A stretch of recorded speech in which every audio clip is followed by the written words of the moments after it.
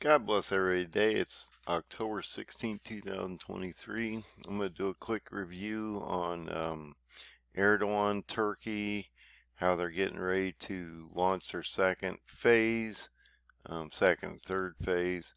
Erdogan says in this article, U.S. activity in Syria threatens Turkish security. This was on October 13.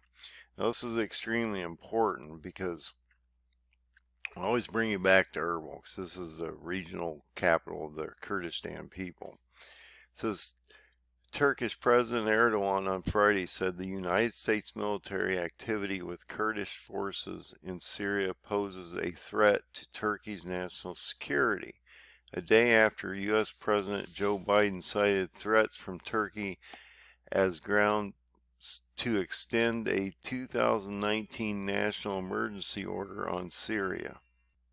Says after Turkey launched its Operation Peace Spring against Kurdish forces in northeast Syria in October 9th of 2019, former U.S. President Donald Trump declared a national emergency and issued an executive order authorizing sanctions against Turkish officials. So there's a lot of friction here between the U.S. and Turkey. We're not friends in the room, not really, even though we're part of NATO. Turkey's usually got its own agenda. They're going to do what they want. Indicates that Biden on Thursday extended this order for another year. So that's not going to make Erdogan happy, as he's been talking about protecting somehow these Palestine people down in Gaza, and he's complaining about those two war ship attachments that they've sent over, aircraft carrier attachments they've sent over, and that's going to possibly cause some real problem for Turkey as we move forward. It says the situation in and in relation to Syria, and in particular the actions of the government of Turkey to conduct a military offensive into northeast Syria, undermines the campaign to defeat the Islamic State of Iraq and Syria, or ISIS, endangers civilians, and further threatens to undermine the peace, security, and stability in the region, and continues to pose an unusual and extraordinary threat to national security and foreign policy to the United States, read a statement from Joe Biden. Erdogan responded saying the U.S. is a threat to Turkey. We express the same approach the U.S. President used in his statement concerning Syria yesterday, regarding their own activities in the region. He said during the closing ceremony of the 4th Turkish Africa Business Economic Forum in Istanbul. Well, why are we having a Turkish Africa Business Economic Forum? Because Put and Kush surround Egypt, and they're both of part of that Ezekiel 38-39 prophecy, okay? After Daniel 8, you have Ezekiel 38-39, so this is important, and Erdogan's been establishing these ties for some time. You've got Azerbaijan, Armenia, you got Africa down here, and a number of places that he's been into for a while. He controls the Taliban in Afghanistan. There's a lot going on with Turkey, and no one's talking about him mostly. They're just talking about, they're not even talking about Russia now. It's just Israel and Iran proxies. It says the activities carried out by the U.S. in this country, Syria, with PKK's extension in Syria, pose an extraordinary threat to Turkey's national security, said, referring to the Kurdish Workers' Party, PKK, an armed group struggling for the increased right of Kurds in Turkey, but proscribed as a terrorist organization by Ankara, or Turkey. Ankara is the capital of Turkey. Ankara considers Kurdish forces in the People's Protection Units, or YPG, That's a lot of saying. There's a lot of different groups over here. It's hard to keep track of them. They're split between, Iraq, Syria, all these different places down in there. There's proxies of Iran. There's Russian groups down in here. There's all kinds of different things. But the ones you really ought to be watching right now is Daniel 8 and the Kurds and Turkey, and how the Kurds will be forced to align with Iran, and then Turkey will smash both nations, as Daniel 8 clearly states. Ankara considers Turkish forces in the People's Protection Unit (YPG) the backbone of the U.S.-backed Democratic Forces, or Syrian Democratic Forces, as the Syrian front for the PKK. Turkey has intensified its military operations on PKK bases in the Kurdistan region, and the YPG and SDF following PKK attack in front of the Turkish Interior Ministry's General Security, and that's what I was talking about. They blew that bomb up, and there were two of them. I think there was actually maybe only one bomb that got off, and then the other guy was captured also. And on October 5th, the Pentagon confirmed that U.S. troops shot down a Turkish drone. And so this is just constantly amplifying as we move forward. And then we were talking about, I'm not going to read the rest of this. I want to go to a couple other articles, but they talked about how they had hit over 145 locations, and we've had a number of different deaths and casualties in those areas, and different things. And so let's go look at a couple other articles and show you what's going on in the background that no one's talking about. So in this article,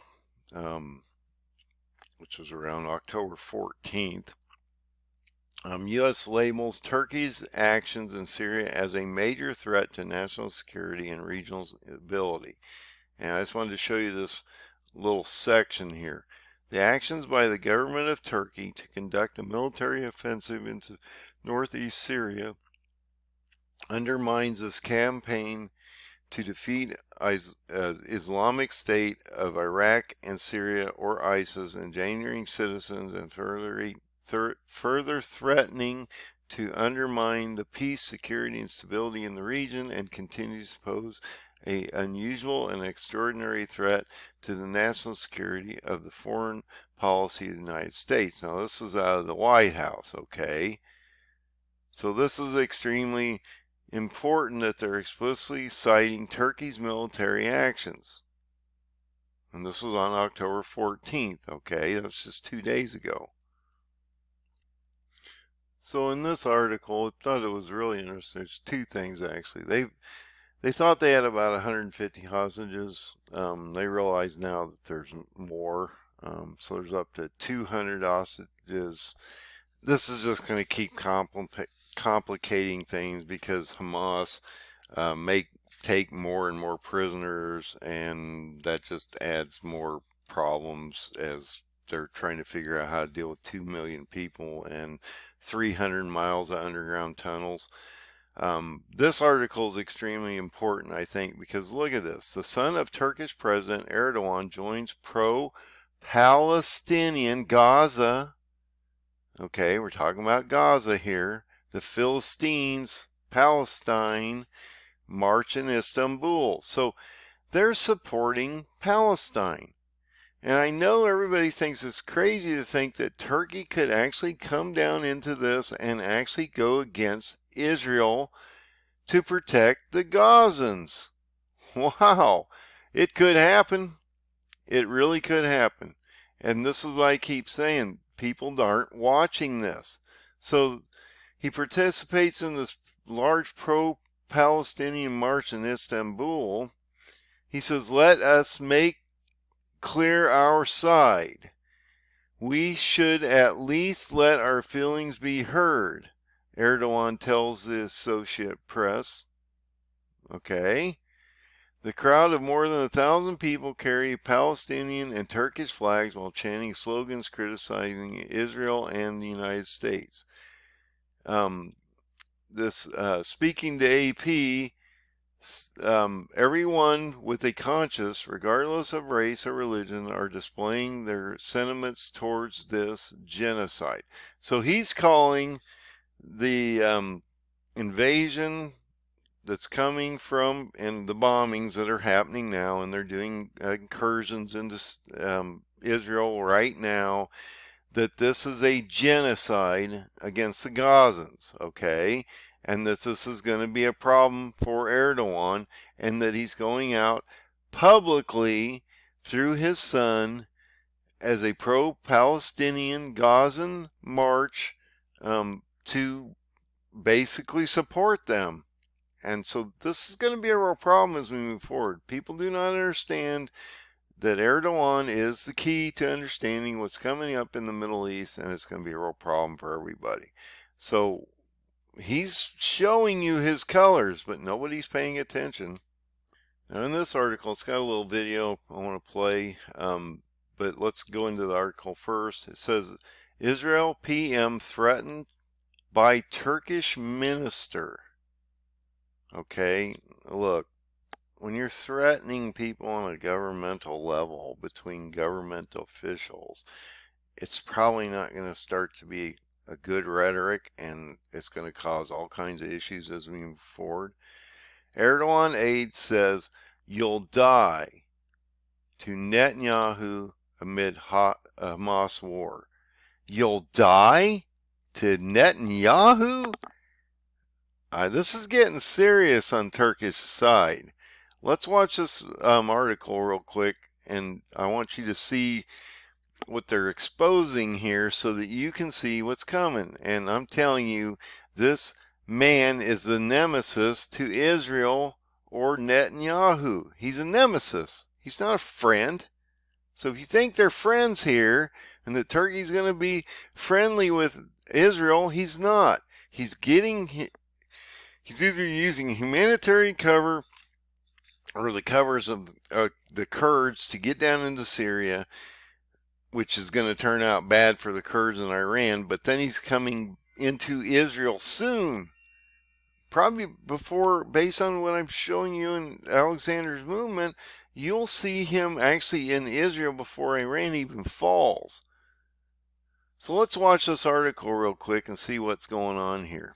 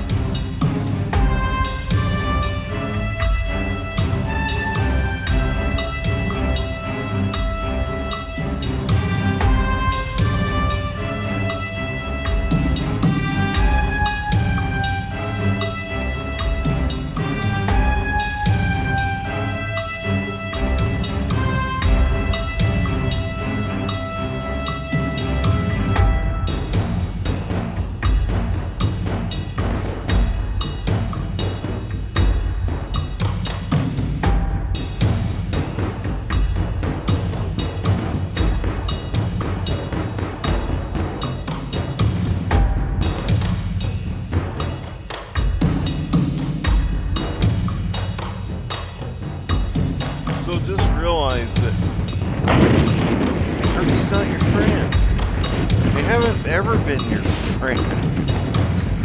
Look,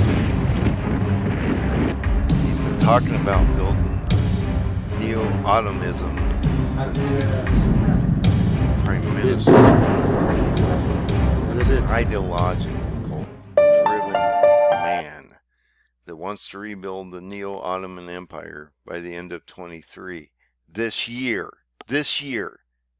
And look how this is moving and advancing forward in front of us, and no one is talking about this. They're all focused on Israel and Iran right now, and you're going to get a compression because Turkey's getting ready to enter this, and they're going to squeeze this down, and they're going to actually go from Syria into Lebanon, into Israel, and then down to Gaza, wow, to protect the Gazans, and then to Egypt, and then they're going to come back to Tyre and then take the Kurds out like I've been talking to you about. They'll end up in Erbil, which is Gaugamela. They'll push the Kurds to Baghdad, and they'll push them to Shush. And then it tells you clearly in Daniel 8 that once this pooling of the Kurds and the Persians happen, you would see the destruction of both those nations by Turkey. And in this article, which was on the 11th, so that was 5 days ago. I'm not going to go too deep into some of these because it's just reiterating everything we've talked about already. Syrian Kurds accuse Turkey of war crimes as Erdogan vows escalation. Not de-escalation. There's no de-escalation anywhere in the Middle East right now. It's all escalation. And when they escalate this and Turkey enters this battle, and fuels rise to $125 to $150 a barrel, you're going to know it at the pump. You may not feel all this because you live over here, but you're definitely going to have a reverberating factor that's going to affect you from over there. And that's going to mainly be fuel prices, but this is going to change everything in the Middle East soon. So realize these attacks on the Kurds are escalating. They're moving forward. Erdogan's not going to give up this campaign against the Kurds. And here's another article I had posted on my web page, or my Facebook page actually. Erdogan slams Israel and U.S. vows escalation against Syrian Kurds. Okay, so what is he saying here that we don't get? And this is on the 15th. This was yesterday. Okay, so he's going to protect the Muslims. He is the leader of the Muslim community, okay? So let's play this real quick and maybe you can understand what's going on here, because you need to understand all these points of views and what he's saying, not what I'm saying. I'm just telling you what the prophecy says, and then whether it's going to happen or not, we're going to have to see how this plays out. But these leaders are telling you what's coming.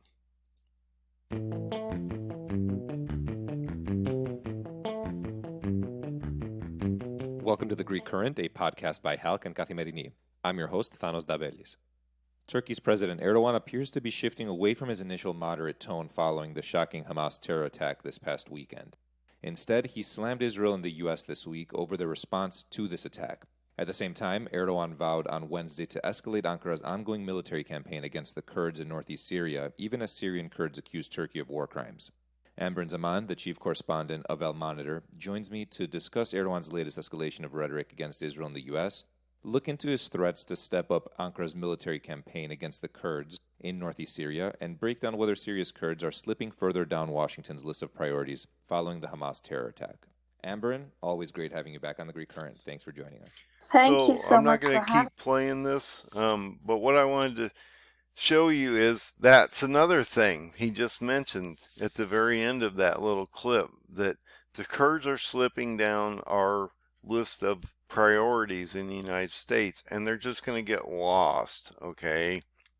Nobody's going to care about these Kurds, and not that we don't care, but the governments don't care, and they're just going to keep putting these people in a position of harm's way to the point where they're going to be almost genocided out of existence as they walk into a alignment with Iran and Turkish destruction. And this is a really important article, I believe. There's a couple things here that they just stand out, and you got to go, what up? Erdogan ally Turkish Hizbullah, not Hezbollah, Hizbullah. So they've got a similar group called Hizbullah instead of Hezbollah, and they are working with the global jihad against the Jews, pledging arms and funds. Okay, so Erdogan's Turkish ally Hizbullah calls for a global jihad against the Jews, pledging arms and funds. It says the supreme religious leader of Turkey's Iran-backed Hezbollah, this guy here, an ally of President Erdogan, Islamic government, has recently made a public call for a global jihad against Israel, leading to concerns about safety of Jewish communities both within and without of Turkey. This was on the 13th. He said this, hurry up for jihad. Come to jihad and come to salvation. Because they'll martyr themselves for their God, okay? They'll kill themselves. You may not want to kill yourself for your God, but they'll blow themselves up and not even think about it because they'll get whatever their rewards in their Muslim world, okay? Especially those of you who are neighbors and close to the land of Palestine. Do not leave our Gazan brothers alone. Render the borders meaningless. Pour in and join your Palestinian jihadi brothers. He's emphasized that all Muslims worldwide must find the means to contribute to the jihadist cause. He says later in this article, fight shoulder to shoulder with the Mujahideen, I can't probably say that word, against the Zionist enemy, and those have no opportunity to fight. Those with unfavorable conditions should strive to create opportunities and conditions for combat, he added, and to be like these brigades and strike fear into Jewish hearts. I have to wonder why you would follow this religion of destruction on another creation of God. Our God teaches love and love your neighbor and love all people, and that we hope all people come to salvation. These people don't. They're evil. There's no way you can look at this any other way. You need to understand what these people are. If you think they're your friends, and look what's going on in their own countries. You're having the colleges that have perverted these philosophies into our system for decades now, have unleashed upon the United States, and they're all coming out against Israel in support of Palestine and Muslims, okay, or radicalized Muslims. Now, I don't have a problem with Muslims. I have Muslim friends. I had some Muslim friends at my wife's funeral that we just had 2 days ago. But I'm just telling you,